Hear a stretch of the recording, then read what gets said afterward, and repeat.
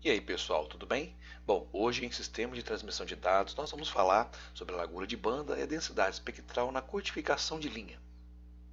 Bom, para você falar um pouco sobre esse assunto, você tem que relembrar a questão de sinais compostos, periódicos e não periódicos. Né?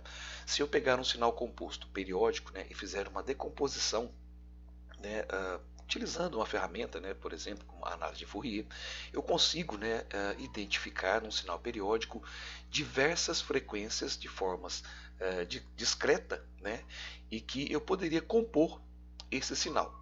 Já um sinal composto não periódico, ele teria uma largura de banda, uma disposição de frequências de forma contínua. Então, um sinal periódico ele possui frequências discretas.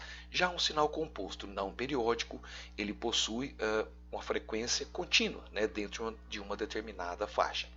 Você deve lembrar também sobre densidade espectral, onde eu posso pegar qualquer sinal e analisar a distribuição da potência com relação às minhas frequências.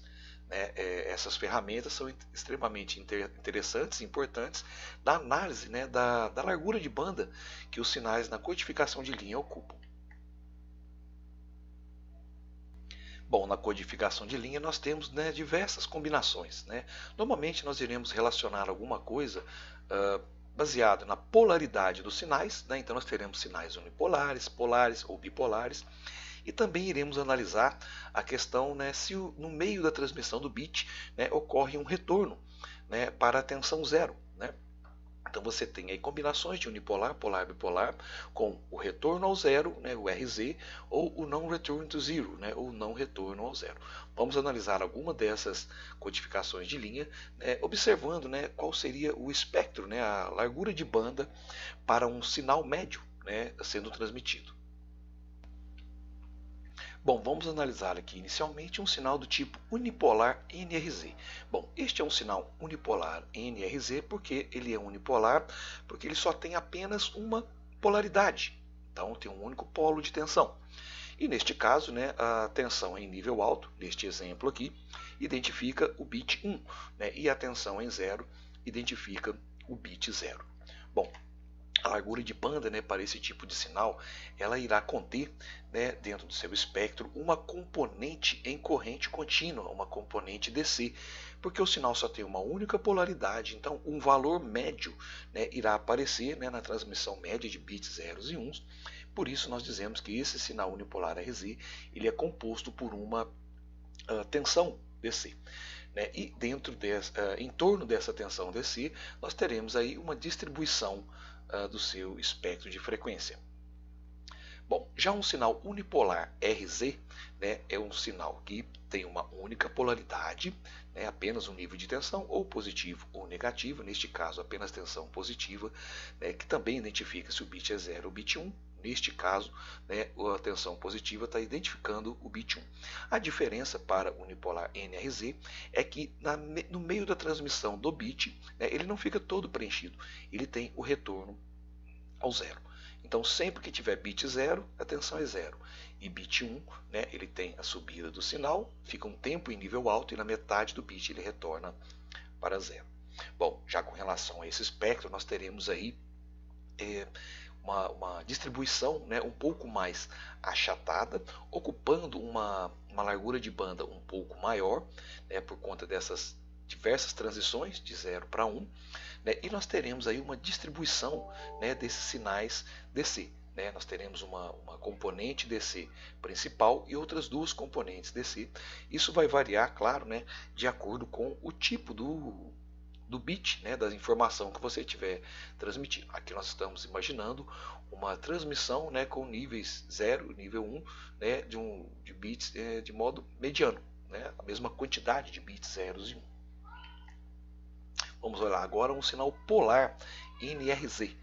O sinal polar NRZ ele tem dupla tensão.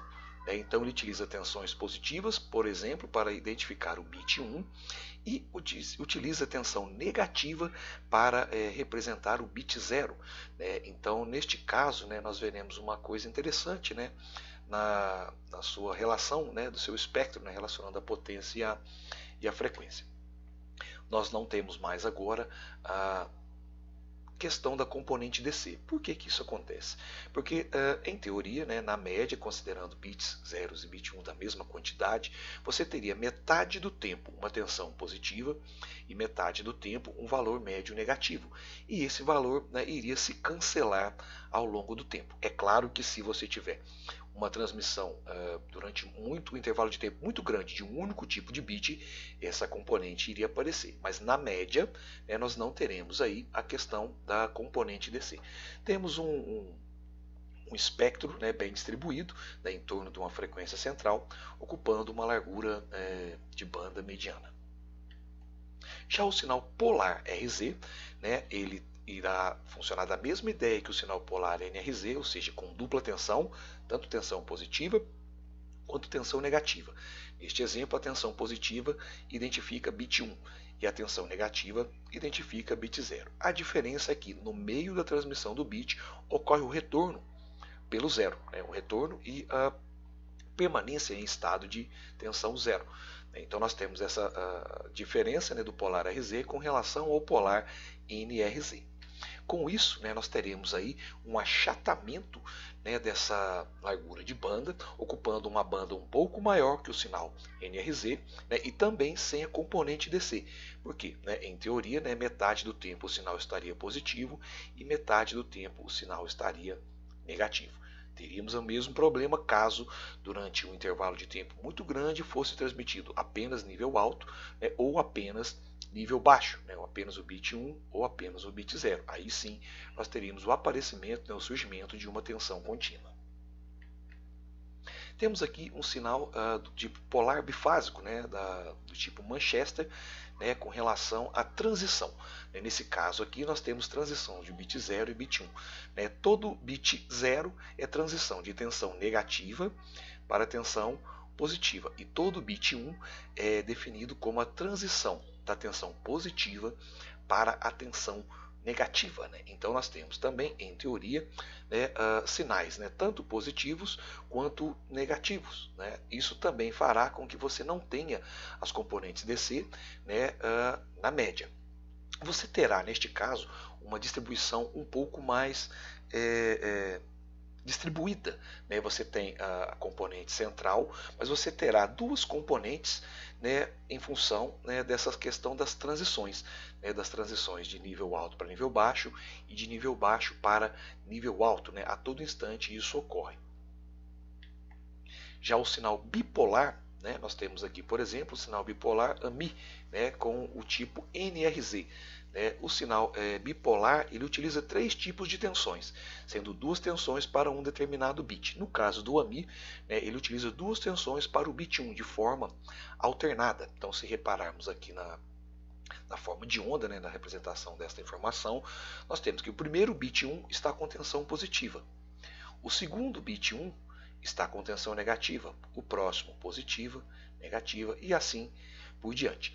Então, esse tipo de transmissão utiliza três tensões, duas tensões para um determinado bit e o 0 volts para a representação do bit 0. Né? Nós veremos também que ele não terá, né, a componente DC, né, supondo que na média você tenha, né, uma transmissão com a mesma quantidade de bit zeros e bit 1s. Isso também é relativo, né, porque se você tiver, né, uma sequência muito grande, né, de zeros e de 1s, essa tensão DC poderia aparecer. Observe que a largura de banda, né, é similar à largura de banda do Manchester, né, mas ocupando uma largura de banda um pouco menor. Bom, da mesma forma, poderíamos ter então também o sinal bipolar AMI RZ, né, utilizando aí três tipos de tensões, né, do mesmo jeito, né, que o NRZ, só que neste caso, né, ocorre ainda a transição, né, no meio do bit, né, ele deixa de estar no nível de tensão para passagem e permanência no zero por metade do tempo. Então a polaridade vai se alternando para os bits, mas ele tem uma passagem pelo zero durante o intervalo de tempo de cada um dos bits. Né? A sua largura de banda ela é um pouco mais achatada, um pouco mais larga que o bipolar AMI NRZ. né, mas também não teria componente central DC, né, uma vez que você tem sempre tensões positivas e tensões negativas. Então, na média, você não teria aí a componente DC.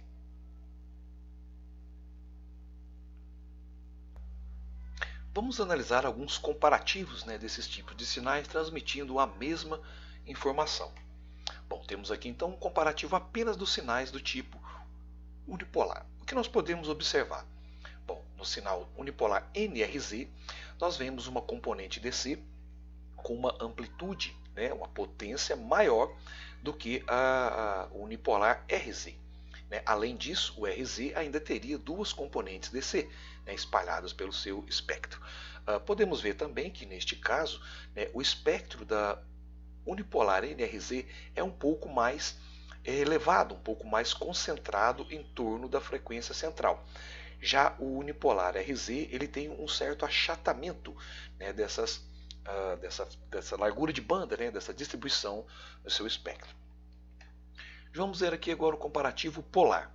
Né? Nós temos aqui o sinal polar NRZ, o sinal polar RZ e o sinal polar do tipo, né, Manchester, né, variando aqui com relação às transições. Né? Bom, podemos observar de cara, né, que o espectro, né, da polarização, né, Manchester, né, você tem duas distribuições, né, em torno, né, próximo à frequência central, né, então você tem um afastamento, né, da frequência central. Já a NRZ, né, e a RZ, você tem, né, em torno de uma frequência central uma distribuição um pouco mais achatada para o RZ e um pouco mais elevada para o NRZ. Se observarmos também, né, os sinais, né, RZ e Manchester ocupam uma banda, né, uma largura de banda maior do que a largura de banda do sinal NRZ. E agora aqui um comparativo, né, do sinal bipolar, né, do bipolar AMI NRZ e do bipolar AMI RZ. Né? Basicamente, né, eles têm o mesmo comportamento. Entretanto, né, nós podemos ver que ocorre um afastamento da frequência central, né, quando você trabalha com o RZ, né, com relação ao NRZ. O NRZ ele tem picos maiores, né, das potências em torno da frequência central, e o RZ tem uma distribuição, né, melhor, né, desse sinal. Tá? Então podemos observar que nenhum deles tem componente DC, né, mas o espectro da RZ é um pouco mais distribuído, né, com relação a diversas frequências do que a normalização, né, do NRZ, que ele tem uma largura de banda em algumas frequências um pouco mais estreita, né, mais próximas da frequência central. Vamos olhar agora um comparativo do sinal NRZ. Né? Então, apenas sinais NRZ, tanto o unipolar, quanto o polar, quanto o bipolar. Comparando, né, esses três sinais do tipo NRZ, né, nós vemos, né, a presença do unipolar, claro, né, a componente DC, o espectro do NRZ basicamente o mesmo do NRZ unipolar, sem a componente DC, né, e o bipolar NRZ, nós temos uma quebra, né? Não temos aqui a frequência central, né? Mas temos aqui um estreitamento, né, em torno da frequência central, né? Todos ocupando basicamente, né, a mesma largura de banda. Bom, agora vamos olhar aqui um comparativo, né, do RZ, então somente sinais, né, com RZ. O sinal Manchester ele não é um sinal RZ propriamente dito, mas ele tem características similares.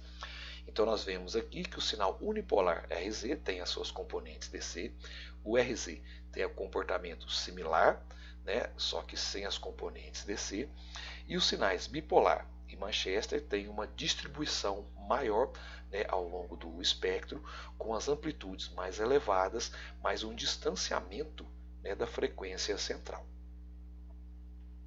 Bom, galera, com relação à largura de banda aí na codificação digital, era isso que eu queria mostrar para vocês. Que todos estejam bem, forte abraço a todos e até o próximo vídeo, pessoal.